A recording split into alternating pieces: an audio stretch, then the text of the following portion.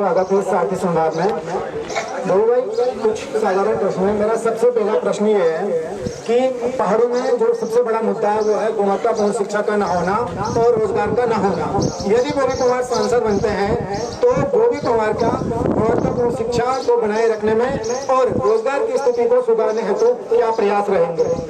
देखिए, सबसे बड़ा जो मुद्दा आपने शिक्षा का कहा, शिक्षा के लिए जिस प्रकार के हमारा विजन है उस विजन को लेकर हम चल रहे हैं। तो आज सबसे बड़ी समस्याएं ये है कि पहाड़ों के भीतर जिस प्रकार से स्कूलें बंद हो रही है और मजबूरन हमारे गरीब से गरीब किसान और मजदूरों को भी अपने बच्चे मजबूरन प्राइवेट स्कूलों में डालने पड़ रहे हैं। हमारा विजन ये है कि इस प्रकार की नीति हमारे द्वारा इस प्रकार के प्रस्ताव रखे जाएंगे कि पहाड़ों में जो स्कूलें हैं उन स्कूलों में जिस प्रकार से शिक्षकों को भेजा जाता है और शिक्षक जो वहाँ पर गैर हाजिर रहते हैं या जो वहाँ पर अटैचमेंट अपना मैदानों की तरफ कर लेते हैं, उस व्यवस्था को खत्म करना हमारा पहला मकसद है। और उसके तहत अगर कोई शिक्षक उस जगह पर जहाँ पर तैनाती है नहीं जाता है तो उसके लिए पूरी जो उनके टर्मिनेट उसे किया जाएगा। और अगर ऐसी व्यवस्था लागू कर दी तो शिक्षकों की कमी नहीं है। जिसे हमारे पहाड़ में रहकर पहाड़ में नौकरी नहीं करनी है इस पहाड़ी राज्य में, वो यहाँ पर हकदार नहीं है कि वो यहाँ पर नौकरी करें और हम लोगों के टैक्स से उसको सैलरी जाए। हम सबसे पहले ये व्यवस्था लाएंगे कि भाई इस पहाड़ में जिस भी शिक्षक की नियुक्ति हो वो यहाँ के लिए जिए, यहाँ के लिए मरे, यहीं के बच्चों को वो ज्ञान दे।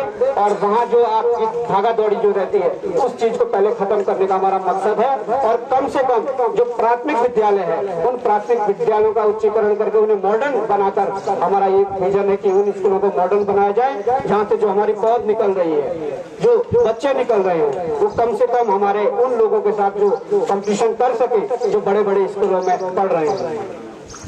जी बोल, मेरा दूसरा प्रश्न ये है कि जनता के बीच एक सामान्य धारणा बनी हुई रहती है और कुर्सी की भी यही खासियत है कि जो भी कैंडिडेट जीतकर आगे जाता है या संसद या विधानसभा की हम बात करते हैं वो वापस दोबारा जनता की ओर मुड़कर नहीं देखता है। यदि गोभी कुमार सांसद बनते हैं तो गोभी कुमार का क्या सुझाव है?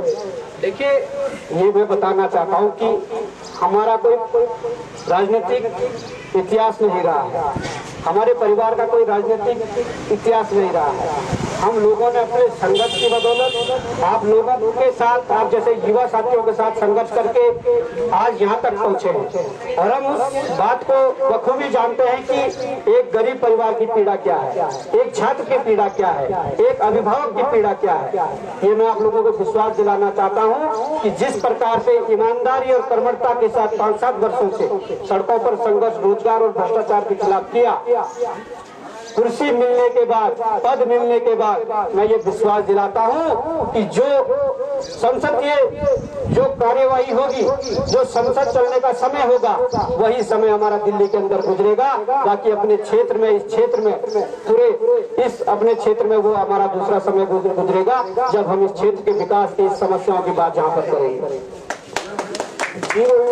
तीसरा सवाल है कि आप एक लोअर मिडिल क्लास फैमिली से आते हो और कम उम्र में ही पिता का सीट से जाने के बावजूद ऐसी क्या प्रेरणा रही कि पुलिस से लगातार झड़प होने के बावजूद भी, संघर्ष करने के बावजूद, डंडियां खाने के बावजूद भी गोभी कुमार के अंदर ऐसा क्या जुनून था कि वो लगातार छात्र हितों की बात करते रहे, आंदोलनों में सक्रिय रहे और वर्तमान समय में सांसद प्रत्याशी के रूप में टिहरी लोकसभा सीट से उम्मीदवार?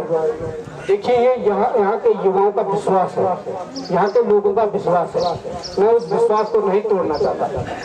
मैं चाहता पुलिस के डंडों से, मुकदमों के डर से, जेल जाने की बात से हम पीछे हट सकते थे, पर जो आप लोगों का विश्वास है, ऐसा विश्वास चक्राता से लेकर पिथौरागढ़ तक के युवाओं का है और मैं उस विश्वास को नहीं तोड़ना चाहता। उन लोगों का ये विश्वास है कि गोभी कुमार हमारे लिए लड़ेगा, तो अगर वो ऐसा विश्वास कर रहे हैं तो उनके लिए लड़ना पड़ेगा।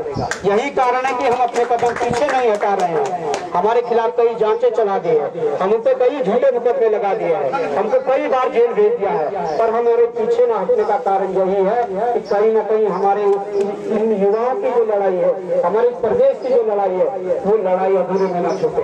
उस लड़ाई को लड़ने के लिए हम अपने जैसे और साथी भी तैयार करें, ये हमारी कोशिश है। इसीलिए आज हम अपने स्थान पर अडिग हैं, अपने इस लड़ाई में अडिग हैं।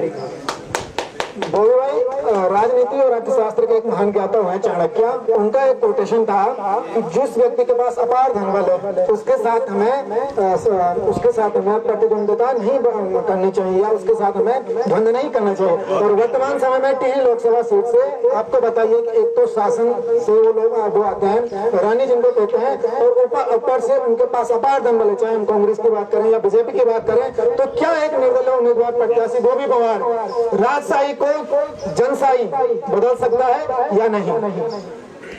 देखिए, मैं ये कहना चाहता हूँ कि अगर उनके पास धन बल है तो इस भारतीय संविधान के अनुसार इस देश में सबसे ताकतवर यदि कोई है तो वो जनता है। तो हमारे पास जनता है और वही जनता हमें चुनाव लड़वा रही है, वही जनता हमें सहयोग कर रही है। उसी जनता की बदौलत हम इनके धन बल को और इनके बाहुबल को धराशायी करेंगे। यही जनता यदि प्यार बनाए रखे तो मुझे लगता है कि कहीं न कहीं इस जनता की ताकत के आगे सारे धन बल और बाहुबल सब फेल है। और यही जनता में प्यार देगी और हमें उम्मीद है कि इसी जनता की बदौलत हम इस टिहरी संसदीय क्षेत्र में परचम लहराना का काम करेंगे। ये आप लोगों के साथ मिलकर एक जीत हासिल करने का काम करेंगे। बहुत बहुत धन्यवाद, अग्रिम शुभकामनाएं आपको।